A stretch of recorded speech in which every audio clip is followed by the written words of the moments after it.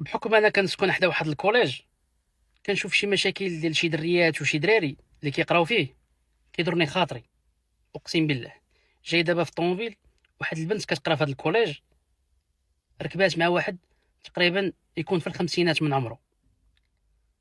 دريه كتقرا في الاعدادي، شحال غيكون عندها من عام؟ 13 14 15 16 وبزاف 16. ركبات مع واحد بحال هكا، اللي غيقول لي راه باها ولا عمها، لا كان با ولا عمها راه غادي تسناها قدام المؤسسه، ماشي غيدور له واحد الزنقه خاويه باش تركب معاه. هذا الراجل فين غادي بها واشنو غيدير لها؟ هذا راه مشكل. هاد البنت هي عندها باباها وماماها، ديرها بنتك باش غتحس. انا بغيت نقول واحد الميساج للاباء: الا كانت عندك بنت في هذا العمر، حاول ما تحرمهاش، شبعها.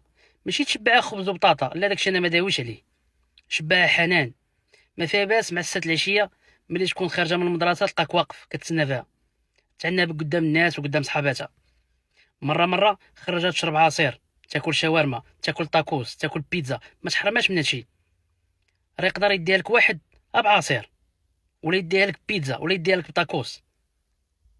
اوكي، والله يحفظ بنياتنا. هادشي اللي بغيت نقول.